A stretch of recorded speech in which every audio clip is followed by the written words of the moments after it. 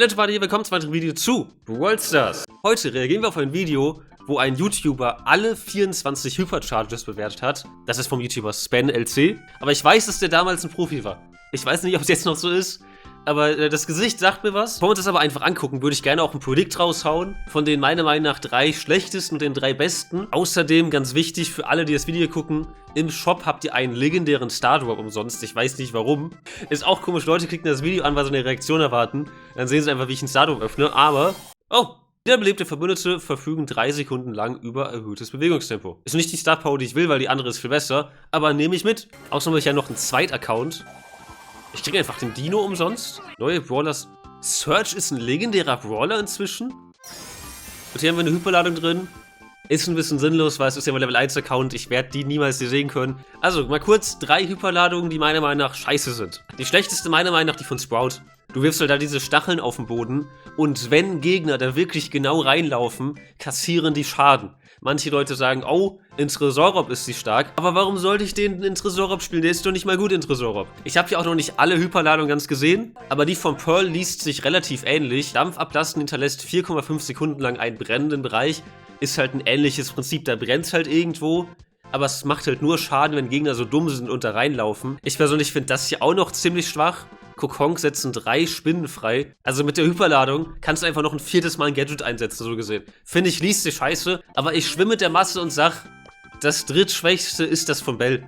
Ich habe das noch nicht so richtig oft gesehen, aber viele Leute sagen mir, dass die richtig kacke ist, deswegen sage ich mal, dass das schlecht ist. Und die 3 stärksten, ich würde sagen, Bibi ist dabei, ist ein Hot Take, aber das ist die Hyperladung, die ich am allerliebsten spiele, weil die lädt sich halt ultra schnell auf und du kannst richtig easy einfach 2-mal das Super einsetzen, das heißt 4 Bälle, die rumspringen. Das ist, finde ich, immer übertriebener Schaden. Das ist immer ein Gamechanger, wenn ich das einsetze. Das von Fang ist gut, aber das kannst du halt nur einmal pro Runde einsetzen. Ich weiß nicht, ob das damit drin ist. Wäre für mich schlechter als das von Bibi. Das von Dynamite ist ja, wie gesagt, ganz gut. Aber wäre es für mich Top 3? Ich weiß nicht mal warum, aber viele Leute haben mir gesagt, dass es extrem overpowered ist, als es nur reingekommen ist. 2 ist Maisie. Sag mal, Platz 1 auf jeden Fall Cordelius. Wenn du in den Shadow Realm gehittet wirst, bist du jetzt noch langsamer, bist du halt einfach tot im Shadow Realm. Und falls ihr natürlich neue seid, dürft ihr uns auch mal sehr gerne ein Abo da lassen und die Hälfte der Zuschauer von diesem Video haben nämlich überhaupt abonniert. Very worst all the way up to the very best. There's 24 of them now, so it's gonna be a long list. But just quickly, I want to thank you guys for 200,000 subscribers. I hit it last night whilst I was sleeping. That's just absolutely krass, Glückwunsch, 200.000. Und jetzt schon 205.000. In 4 Tagen hat der 5.000 Abos gemacht. Alter, geisteskrank, was ist das denn für ein Macher? Also, I'll be live streaming every single day. I'm doing a bunch of giveaways, so make sure to check that out. Mein Kanal, das Video natürlich auch verlinkt in der Videobeschreibung, könnt ihr euch logischerweise angucken. Miko's Hypercharge Miko, okay. So this Hypercharge. Ich dachte mir, es ist gar nicht so schlecht im 3 gegen 3. Weil es macht noch so einen Betäubungseffekt. Ich dachte, das ist vielleicht im Teamwork ganz gut. Weil das ist von Sprout zum Beispiel, das ist ja mega nutzlos. Und das hier, da sehe ich zumindest einen Nutzen. Aber gut, mal sehen, was er zu sagen hat. Doesn't really help him too much. He has such a slow reload speed and he's super squishy, so it's hard enough for him to get value out of just a base stat increase that he gets. But also, I just don't think the stun really helps him out. With his super anyways, you're probably going to get a kill on most brawlers because of the damage, plus with the star power stealing their ammo. So I just don't really see the point of his Hypercharge. For me, definitely the worst Hypercharge in the game. Ja gut, ich sehe den Punkt. Das Super braucht halt auch ewig, bis das fertig ist. Und dann wastest du halt sehr viel der Hyperladungzeit mit Pech. Ich sehe schon warum, aber ich finde es jetzt gar nicht auf dem Papier so kacke. Next up at number 23, we have Pearl's Hypercharge, which is just still absolutely terrible. So the actual super itself, it leaves a burning effect for 4.5 seconds, but I don't think I've ever even played a single game where anyone has walked into that burning fire, because Pearl's super actually just knocks people out of that Hypercharge super. Hätte ich zumindest einen richtig, ne? In der Flop 3. So it just makes zero sense. But the good thing about it is that you get a 25% damage boost from this. So if you're fully heated up and you've got the overcooked gadget together, you will shred through people with Hypercharge. But I also never really get this Hypercharge, maybe once a game. Also er berücksichtigt auch, wie lange etwas braucht, um sich aufzuladen. Dann wird Fang ja nicht in der Top 5 sein können. Easily. So next up at number 22, we have Sprout. Der ist okay. Ich hatte 2 von 3 richtig in der Flop 3. Das ist nicht schlecht. Für einen Casual-Spieler ist das okay. Charge called Thorns. So all this Hypercharge does is that it deals 500 damage a second to opponents that are close to the walls. So that's just pretty much pointless anyway. No one's going to go close to your walls anyway. So to me, this makes zero sense. And people are still trying to fight the case that, oh, well, this Hypercharge is OP. You can throw it on the high safe and deal 25%. Aber er sagt dasselbe, was ich auch gesagt habe. Ich meine, ich war ein Profi jetzt. Well, why would you play Sprout in Heist anyways? He's got no damage, and you've still got to get close enough to the high safe with a Hypercharge active. To me, that makes really no sense. So next up on number 21, we have Bell's Hypercharge. Da ist Bell. Ich lag einfach nur einen daneben, ne? Aber ihr hattet recht, Bell ist anscheinend scheiße. Called Magnetic. So all this Hypercharge does is that it homes onto the opponent with your super. Ja gut, es ist nicht wirklich Auto-Aim, ne? Du hast so leichte Flugkorrigierung, ne? I hardly miss Bell's supers anyway, so I just don't really get the point of his Hypercharge. So next up on number... Ich find's nicht so furchtbar, ehrlich gesagt. Also, aus seiner Sicht waren das gute Gründe, aber ich glaube, in so Casual-Lobbys, wo ich bin, da kann das noch nett sein. Aber ich verstehe schon den Punkt. Nur so ein bisschen Ziellenkung zu haben damit, das ist nicht genug. Number 20, we have Shelly's Hypercharge. So all the Hypercharge super does is that it makes the super 33% larger, which in itself is just not good whatsoever. Her Hypercharge rate went from 2.5 supers to 3. Ist natürlich trotzdem in Solo-Showdown immer noch eine gute Hyperladung. Ist halt nur nicht dieser Gamechanger, der Shelly richtig krass besser macht. Das sind dann halt eher andere Hypercharges. Because you could cycle through 2, 3 a game. And of course with a stat boost, that was actually really strong. But with all of those things combined, you've got to consider when ranking these Hypercharges, you've got to take a look at how fast you get them, how strong that... Ja, fair. Finde ich auch, ist ein Punkt, den man berücksichtigen muss. Wie lange brauchst du, um die Hyperladung zu kriegen? Wenn die von Shelly jetzt ja länger braucht, dann macht das schon Sinn, dass die nach hinten geballert wurde. Next up at number 19, we have Charlie's Hypercharge. So all the Hab ich auch gesagt, das ist scheiße. Let's go. Ball Knowledge einfach. Does is when you super with the Hypercharge, it lets out 3 spiders, which actually is underrated because if you hit the cocoon or if you miss it, the spiders will then go on to the next opponent, so at least it's good in that sense. But the main good thing about this Hypercharge is that it got buffed. It used to take 2.5 supers to get the Charlie Hypercharge, now it takes 1.6. Ja, aber es liest sich trotzdem nicht gut.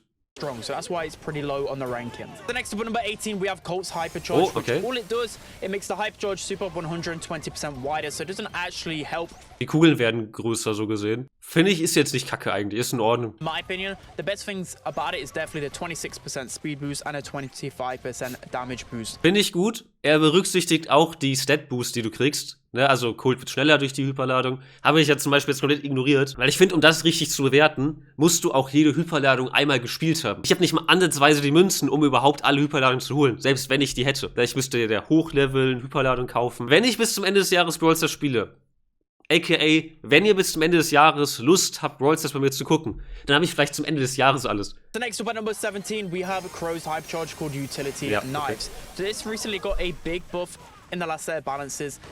Ich finde, das liest sich cool, aber immer wenn Gegner es gegen mich einsetzen, ist es ein bisschen unterwältigend, bis darauf, dass es halt flashy aussieht. From 2.5 supers to get the Hypercharge to 1.66, so that's a huge buff. Against bots that don't like to juke, you can get a lot of value out of the Hypercharge. But in competitive gameplay, I just don't really see the point of it. There's so many better Hypercharge supers out there. It looks cool. Wieso sagt ihr das, was ich gesagt habe?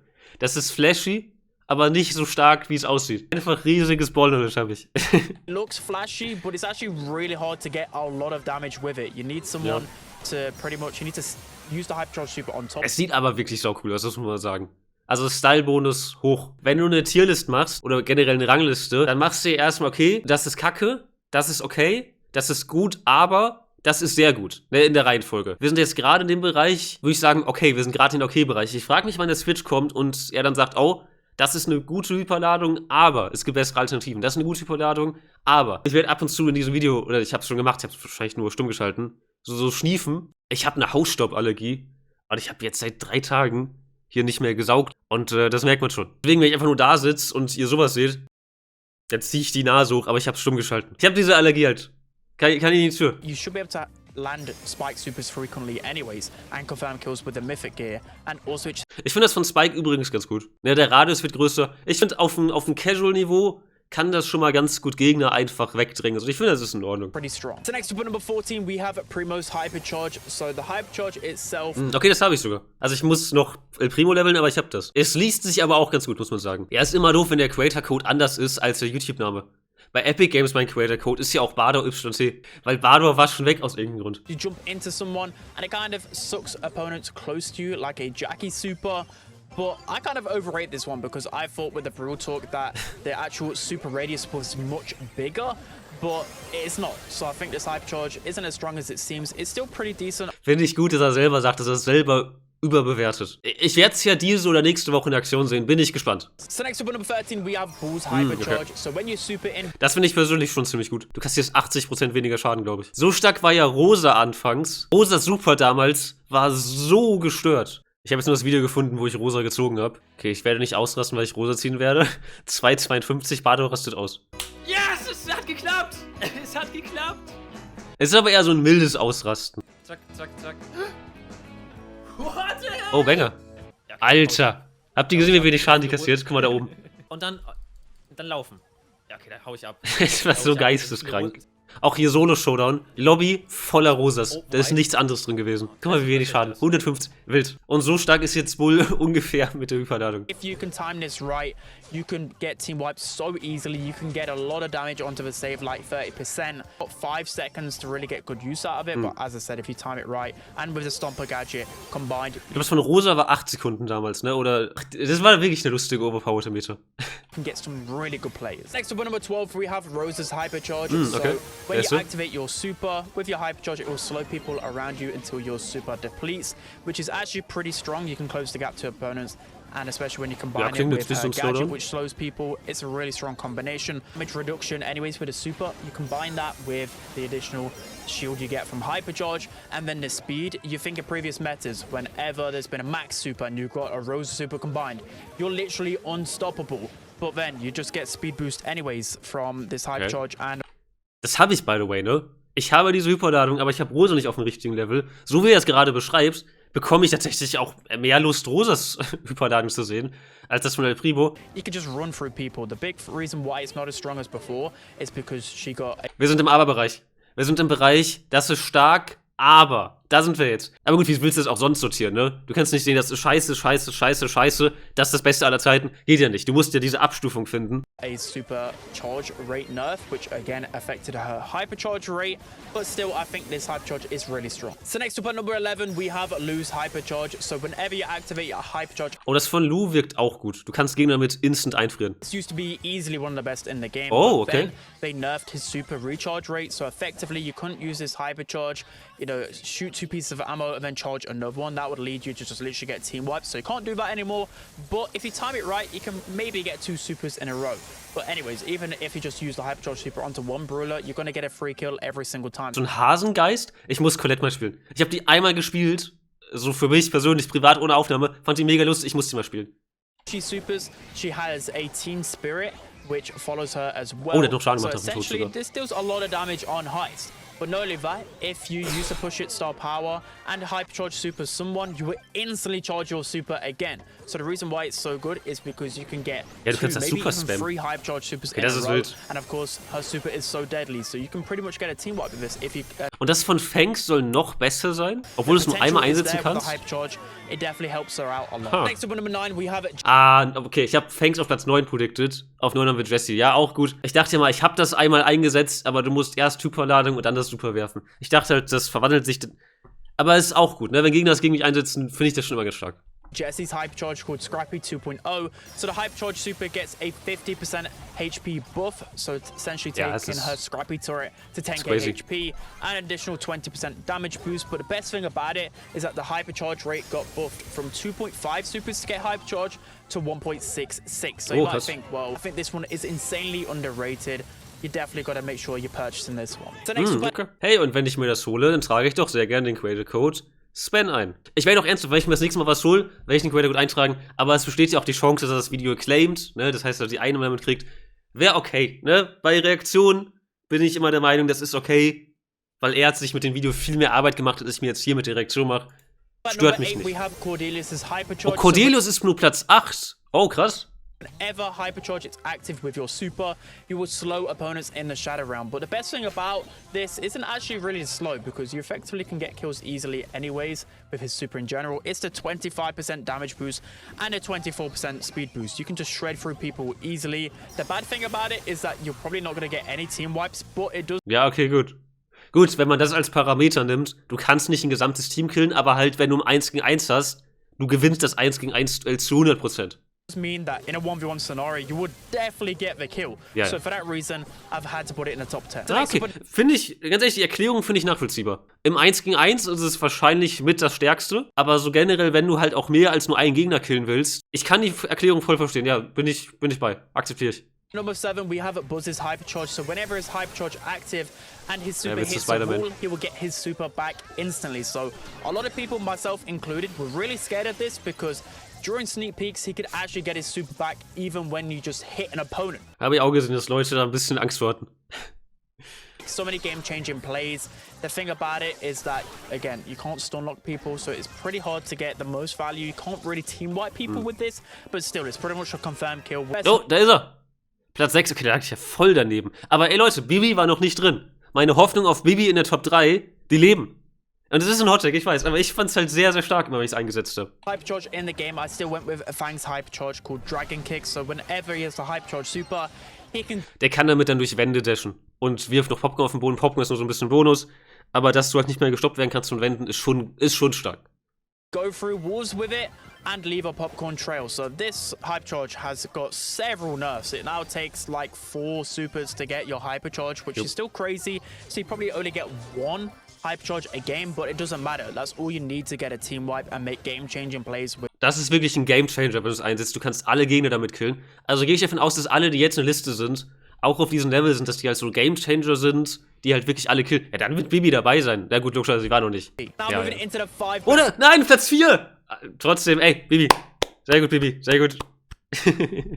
Hypercharges in the game right now. At number 5, we went with BB's Hypercharge. So whenever your Hypercharge super hits an opponent, it will split off into 2 bubbles. So this just wreaks havoc on so many maps. This is crazy. I mean, BB herself isn't the strongest, but I love Hypercharges that have team wipe potential, and this Hypercharge definitely has it. Once you hit one opponent, it will split off to 2 bubbles. If there's another opponent behind, then you can recharge another super really fast because BB recharges her super fast anyways, and you can cycle through maybe 2, 3 Hypercharge super. Vor allem ist es No Skill. Ihr müsst einfach nur in den Gegner reinrennen und das spammen. Das finde ich auch gut. Oh, das ist mäßig. Okay. Ey, aber man muss sagen, ich habe zumindest die gut sind, richtig predicted. Cordelius war jetzt ja kein schlechtes. Bibi war jetzt ja kein schlechtes. Maisie ist jetzt ja auch nicht schlecht. Also zumindest da lag ich ja irgendwo richtig. Still has insane potential, even though she received a supercharge nerf, which meant that she gets hypercharge less frequently. Once you get your hypercharge, it just means a team wipe more than often. You combine it with your disengage gadget, and you can cycle 2, 3 supers, hypercharge supers within 1. And Dann in der Top 3, wer fehlt noch? Edgar! Stimmt, ach, ich bin so dumm. Edgar fehlt auch noch. Dynamic auch. Das Ding ist, Edgar, ich weiß nicht, ob ich es nicht gesagt habe, aber Edgar ist auch richtig stark mit der Hyperladung. Der ist quasi unkillbar. it went from 2.5 supers to get hypercharge all the way up to 3.33 supers, which is an extra whole super to get your hypercharge. It's still one of the best hypercharges. Ist eins, was ich auf jeden Fall auch spielen möchte, wenn ich das hab. Weil Dynamic macht mir auch persönlich sehr viel Spaß aktuell. In the game easily. So, whenever Da war Timo Werner in der Runde, habt ihr es gesehen? you super with Dynamite, you get an extra 25% damage. You know, you pair this with Demolition and you're dealing Ja, das ist krass. 25% mehr Schaden ist ein heftiger Boost. 8k damage with a hypercharge super. Not only that, you've got like fidget spinners that explode after your super, which then charge his hypercharge as well. So that means, again, you can just get 2, 3 hypercharge supers in a row and Yeah, get okay, crazy easy Schaden. team wipes. You would literally one-shot some tanks. It's insane. His hypercharge is still easily Yeah, it's one of the crazy. best in the game. So next up is the second best hypercharge in the game. We have Edgar's hypercharge called Outburst. So whenever you have a hypercharge... Wieso habe ich vergessen, dass das existiert? Es wäre, also, mich ärgert das halt, weil für mich wäre es halt wirklich in der Top 3 gewesen. Ich habe es aber wirklich einfach vergessen.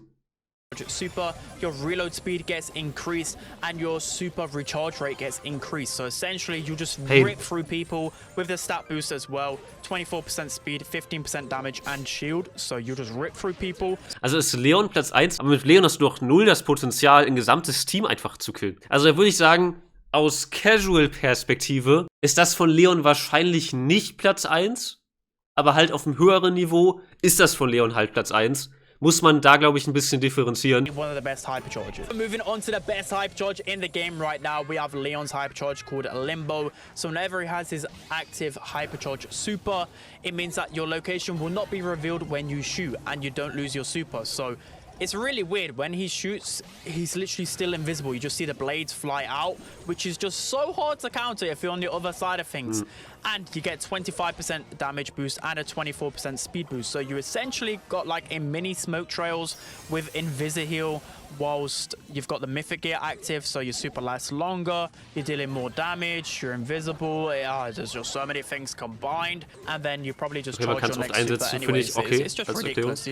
This Hypercharge is completely broken. So that's gonna be it for today's video. Erklärung finde ich nachvollziehbar. Ne, aber wie gesagt, für uns Casual-Spieler ist das wahrscheinlich nicht das Stärkste. Auch gut erklärt, ne? Also es ist aus meiner Sicht komplett nachvollziehbar, warum Dinge platziert sind, wie sie platziert sind da im Video. Ey, aber sehr interessantes Video, checkt doch mal seinen Kanal aus. Und wenn euch so Videos gefallen wie dieses Video, könnt ihr auch mal hier gerne ein Abo da lassen. Wäre eine coole Sache, hilft mir auf jeden Fall weiter. Dankeschön, by the way, für 330.000 Abonnenten. Wir sehen uns zum nächsten Mal. Vielen Dank fürs Zusehen. Bis dahin und ciao.